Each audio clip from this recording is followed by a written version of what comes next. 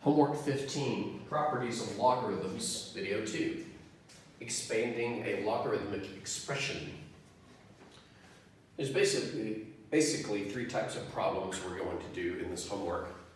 Expand logarithms, condense logarithms, and the third thing is something I haven't introduced you to yet.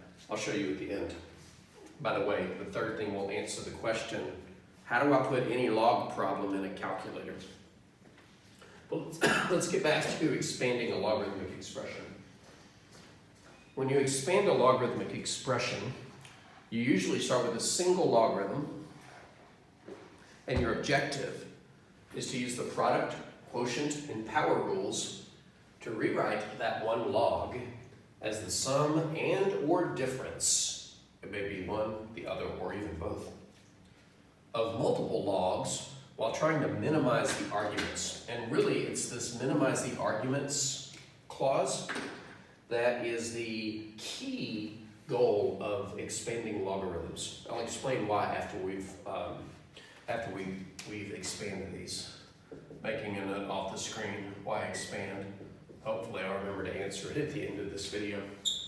So I've got three examples set up already. These are similar to what you would see in your homework. Let's start with the top one. Expand log base 2 of 8x to the third power. When you're expanding a logarithmic expression, you have to decide which rule you're going to use and when. If there's a product, you'll consider the product rule.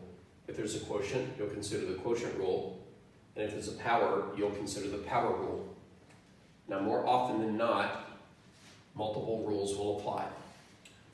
For example, on this logarithmic expression, the argument is a product. It says 8 times x to the third power, but it also has a power, which means we're going to use the product rules and the power rules, but in which order? Usually you use the power rule last, and here's the reason why. The power rule says what to do when there's a power on the entire argument. Which part of the argument has the power here? The 8 and the x? No. Only the x. Because this power does not belong to the entire argument, I cannot use the power rule yet. Only when the power belongs to the entire argument. However, the argument is a product. It is this times that, which means I can use the product rule. So let's start by using the product rule. And remember how the product rule goes. If you have a log of a product, a multiplication problem, you can write it as the sum of 2 logs, and it can actually be more than 2 logs depending upon how many factors your multiplication problem has. But each individual factor gets its own log. The product rule says I can write it as the sum of multiple logs, same base, so they're still base 2, where each factor gets its own logarithm. So 8 gets its own logarithm, and x to the third power gets its own logarithm. So the product rule has been executed. Now look at each logarithm individually. This is a numerical logarithm. Any numerical logarithm, meaning it doesn't have a variable, you should ask yourself, can I get its answer easily? The answer to this one is yes, because this logarithm is asking the question, what power turns 2 into 8? So we're going to evaluate, and we're going to use the power rule. The power that turns 2 into 8 is 3. And by the way, if this 8 were a 7, then we would leave it alone. You only evaluate a logarithm when its answer is nice and clean. There is an answer to log base 2 of 7, but it is an irrational number, and we're just not going to go there.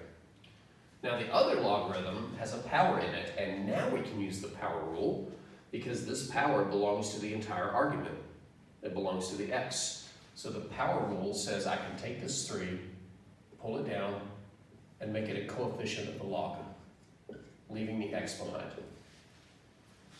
Resist the temptation to add the 2 3's. The order of operations still is in effect. This multiplication problem would have to happen before you can add. Or another way of saying it is these aren't like terms, not by a long shot. So that's as far as you could expand that one. So that's an example of the product rule followed by the power rule and a quick evaluation of one of the logarithms. Let's take a look at the next one. Expand the natural log of the square root of x over y to the fourth power. Remember, ln stands for natural logarithm, and it's an implied base of e. I don't see any e's in here, so I don't think I'm going to be evaluating any of these natural logs. Now, this one has a couple of differences from the previous one. One of the differences is obvious. It's a fraction, not a multiplication problem, which means the quotient rule will come into play. But we also have the square root up here. And we don't have a square root rule. We only have product, quotient, power rules. However, this is where you have to remember your exponent rules. Remember that anything to a fraction power, m over n, it really doesn't matter which letter I put where. The top number really is a power, but the bottom number is the index on the radical.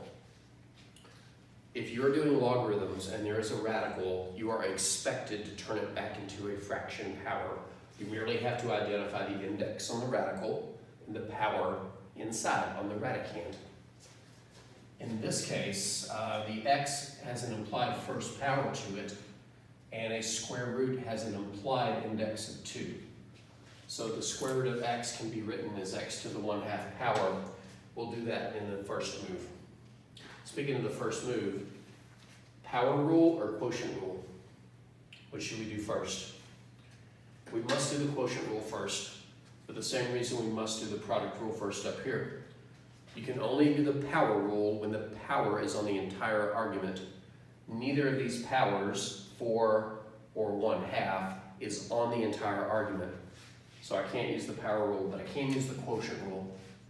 And remember, the quotient rule says if you have a log of a fraction, you can write it as the difference of two logs, where the numerator goes in the first log's argument and the denominator in the second log's argument, the denominator being y to the fourth. Now the numerator is the square root of x, but now I'm going to execute this rule to rewrite it as x to the 1/2 power. That's just something that you just need to know. A 1/2 power is the same as a square root.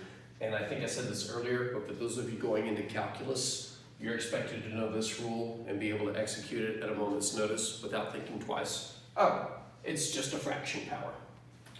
Speaking of fractions and powers, now that we've executed the quotient rule, each of these arguments has a power, and each power belongs to the entire argument. This 1/2 belongs to the whole argument, as does this fourth power, which means I can use the power rule, not once but twice. And the power rule simply says, write the power in front of the logarithm as a coefficient, remove it from the argument, and so our final answer is 1/2 natural log of x minus 4 natural log of y. And one thing I wanted to point out about both of these problems is we are attempting to minimize the size of the arguments. This argument had an 8, an x, and a third power. The first log's argument's gone because we evaluated the log. The second log's argument is just an x. That's as minimal as we can get. Same thing on this one. The original argument had a fraction, a square root, and a power. Neither of these arguments had any of those. No fractions, no square roots, no powers. By the way, the reason minimizing arguments by expanding is a good idea actually is a calculus issue. And I know most of you are not heading towards calculus, but you are on that path, and as a consequence, you're expected to see and understand some of these things. But in calculus, when you do calculus on an expression involving logarithms, you have the option of doing it on the original or on the expanded version. I will tell you right now, it is much easier to do it is much easier to do calculus on logarithms when the arguments are as minimal as possible. So by expanding, you're minimizing the arguments, and in the context of calculus, that is such a convenient thing. Let's do this last one, which, first off, is a common logarithm. There's no implied base, so it's base 10. Oh, there's 100. I bet we can do something with that when the time is right. But notice that this involves not only a quotient and a power, but products as well. So this one is going to invoke all three rules, and we just have to do them in the correct order. Okay, so we can't do the power rule first because there's no power on the entire argument, just on the z. I would say that this argument is primarily a quotient. It's something divided by something.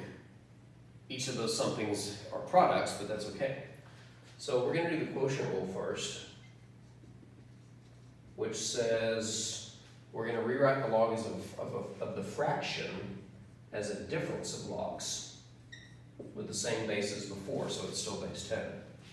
The first logs argument is the numerator, so 100x.